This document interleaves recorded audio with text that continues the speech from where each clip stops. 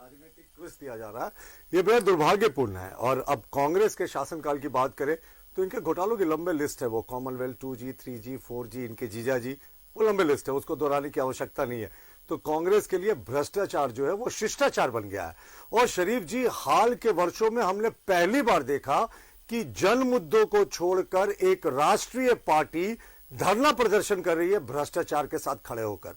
माननीय मुख्यमंत्री जी को जो सम्मन इश्यू किया गया उसके खिलाफ पूरे तरीके से इनका हल्ला बोले, ये कौन सी बात है साहब? आपको एजेंसियों के कार्य में सहयोग करना चाहिए और ये कैसे भूल जाते हैं कि एजेंसियों का दुरुपयोग हो रहा है। हमारे माननीय प्रधानमंत्री जी, मैं तो हमेशा कहता हूं इस बात को, दिन भी याद है मुझे, 28 मार्च 2010 का दिन था जब 10 घंटे यूपीए के शासनकाल में एसआईटी ने उन्हें ग्रिल किया था। भाजपा ने तो कोई हल्ला बोल नहीं किया था। हमने तो एजेंसियों पर विश्वास जताया था, हमें पूरा विश्वास था देश के कानून पर। लेकिन आखिर इनको किस चीज का डर समा रहा है? और ये कहते हैं एजेंसियों का दुरुपयोग हो रहा है। तो हम मीडिया में आई रिपोर्टों के आधार पर कह रहे हैं, आधिकारिक तौर पर आईटी ने कुछ नहीं कहा, तो जो भी ट्विटर में चल रहा है वो मीडिया में आई रिपोर्टों के बारे में कहा जा रहा है। रांची के एक प्रमुख अखबार ने कहा कि जो एक विधायक के यहाँ छापा पड़ा, उनकी एक दिन की कमाई 1 करोड़ थी। ये मैं नहीं बोल रहा, आज के अखबार की सुर्खियां बोल रही हैं।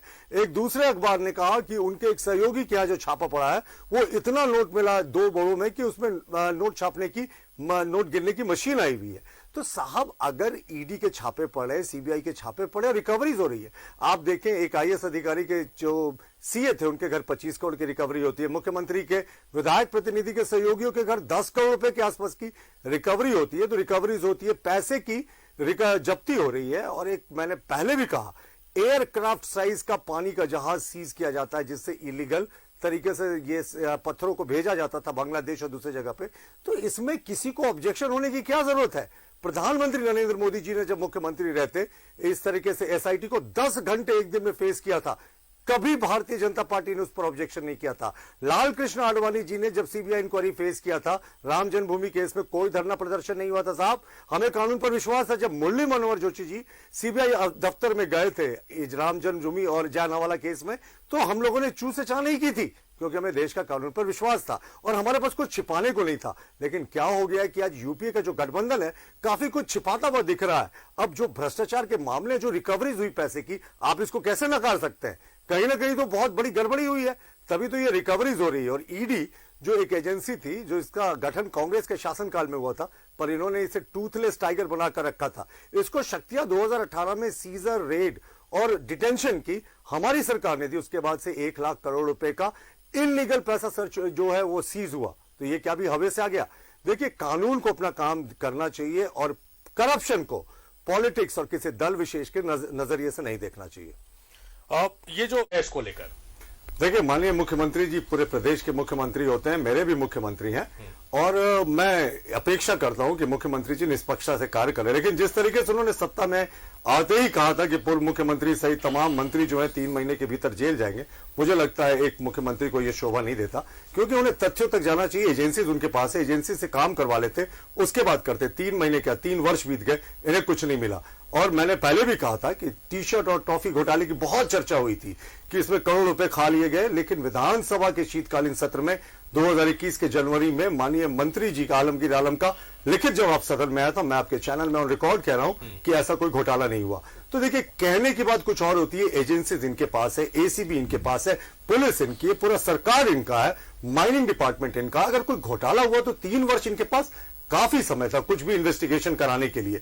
लेकिन 3 वर्ष तक ये कुछ नहीं कराते रहे। कोरोना की लहरों का ये हवाला देते थे, तो पहले लहर में मुख्यमंत्री जी के लिए मर्सिडीज आ गई, दूसरे लहर में BMW आ गई और तीसरे लहर में रेंज रोवर आ गया। तो यही कोरोना का इनका मैनेजमेंट था। और हमारा मानना है कि एजेंसीज वो राज्य स्तर पे हो, केंद्र स्तर पे, उनको निष्पक्ष काम करने देना चाहिए।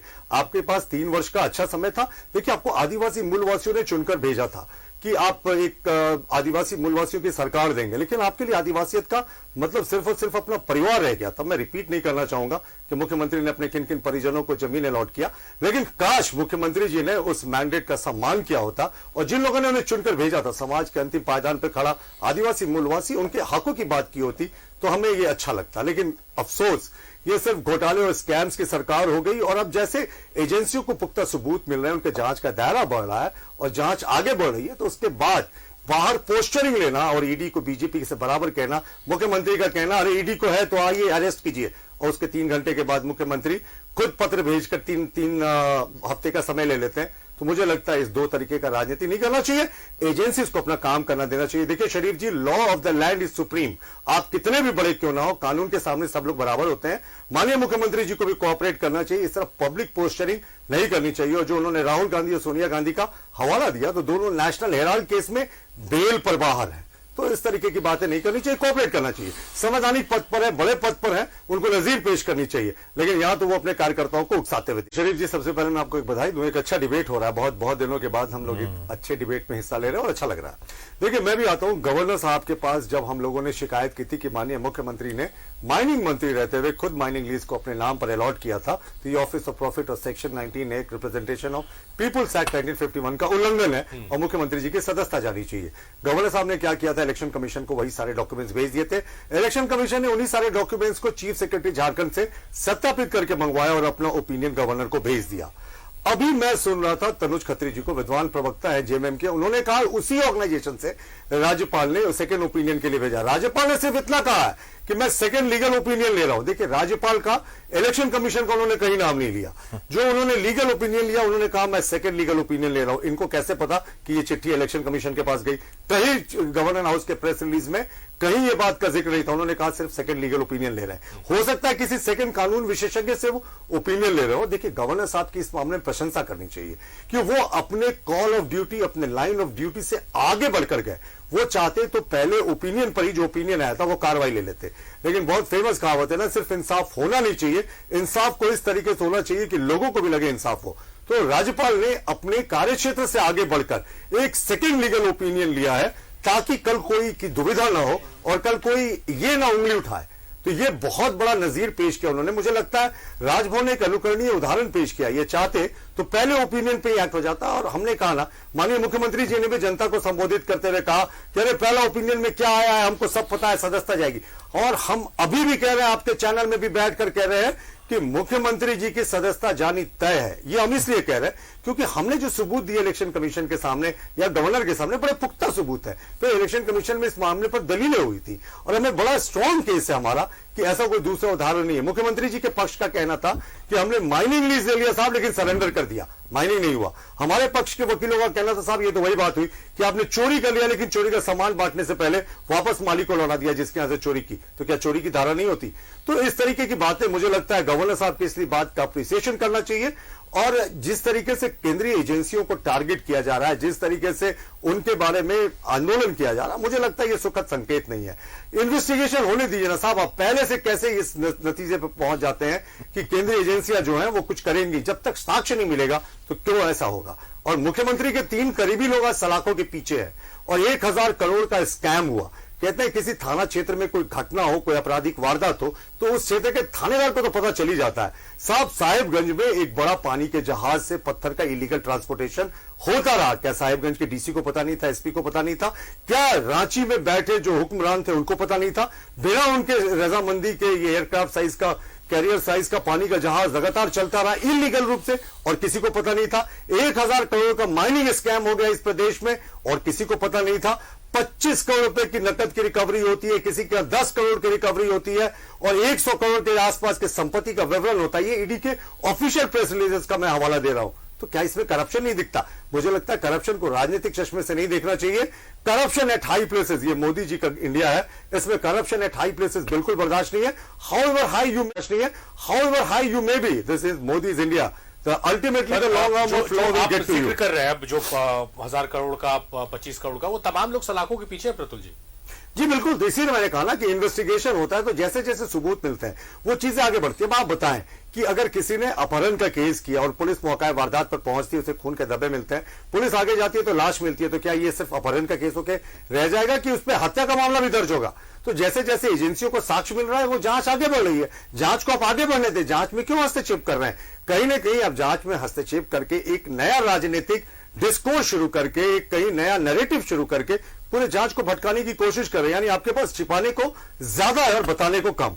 बता तो रहे राजीव जी संभवतः मजदूर सरकार गिराने की साजिश कर रहा हूं, जिसपे आपने FIR किया, जिसको जेल भेजा वाला मुख्य प्रधानमंत्री बन सकता है। तनुज जी कोई टोका टिप्पणी नहीं हुई, इसको 10 मिनट बचा, अच्छे से खत्म करते हैं। तो आज तक तो कभी इतिहास में ऐसा नहीं हुआ कि आज एक सब्जी विक्रेता और दिहाड़ी मजदूर सरकार गिराने लगा और आज 6 महीने बीत जाने के बाद भी उस केस पर चार्जशीट नहीं हुआ। देखिए, दरअसल इनको अपने विधायकों पर इतना अविश्वास है कि इस तरीके के ये मुकदमे कराकर उनको अंकुश में रखने का कार्य करते हैं। अभी 3 विधायक इनके कलकत्ता में, उस पर इन्होंने हमारे ऊपर ठीकरा फोड़ा और इनके विधायक इन्हीं को समर्थन दे रहे हैं। तो इनके सरकार का जाना हम इस आधार पर कहते हैं कि तय है, क्योंकि मुख्यमंत्री की सदस्यता हमारी दलील है साहब, हमने पेश किए दस्तावेज, तो हमें पूरी उम्मीद है कि उनकी जो सदस्यता है वो ऑफिस ऑफ प्रॉफिट के तहत रद्द होगी।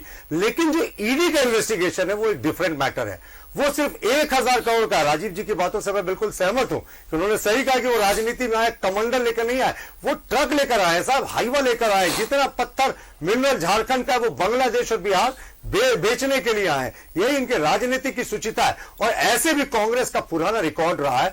आजादी के बाद से एक उदाहरण कोई बता दें कि कांग्रेस के समर्थन से चलने वाली गठबंधन सरकार के मुख्यमंत्री को। तो हम राजीव जी से जवाब ले लें।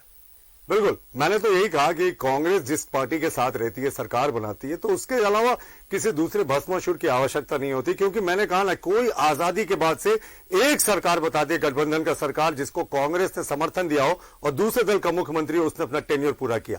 यही काफी रहते हैं साहब किसी सरकार को गिराने के लिए। किसी विपक्ष की आवश्यकता नहीं होती। दरअसल इनका खाने का मुंह इतना बड़ा है कि इनको कितना भी खिला देना इनको पचने वाला नहीं है। कांग्रेस का मैंने कहा ना, घोटालों की लंबी लिस्ट है, 2G से इनके जीजा जी तक। तो ये घोटालों पे चर्चा करने के लिए हम आज नहीं बैठे हैं। कांग्रेस के राष्ट्रीय स्तर पर क्या हुआ और क्या हाशिए में, 2 बार से इन्हें विपक्ष के नेता का भी दर्जा नहीं मिल पा रहा, पता नहीं कहां जाकर रुकेगी कांग्रेस की गिनती, ये बता पाना मुश्किल है। और झारखंड में भी उस समय इन्होंने बेहतरनी पार कर ली थी, झारखंड मुक्ति मोर्चा के कंधे पर खड़ा होकर। और ऐसे भी अलायंस को 52 लाख वोट आए थे, 50 लाख आए थे। आंकड़ों की बात नहीं करते, 2 लाख वोट से सिर्फ हम पिछड़ गए थे। तो ये कहना, एक प्रतिपक्ष की आवाज को बंद करने की जो आज कोशिश हो रही है, कहा जा रहा है कि आपको चिन्हित किया जाएगा और आप पर कार्रवाई की जाएगी जितने भाजपा के कार्यकर्ता निकलेंगे। ये कौन से राजनीति की शुचिता की बात कर रहे हैं आप? और ये कौन सा डेमोक्रेसी का साहब? विपक्ष को अगर आप इस तरीके से उसका मुंह बंद करेंगे तो क्या प्रजातंत्र बचेगा? और दूसरी बात शरीफ जी, मैं फाइनली समाप्त कर रहा हूं, ऐसे धमकियों से हम राष्ट्रवादी दल के कार्यकर्ता बिल्कुल नहीं डरते।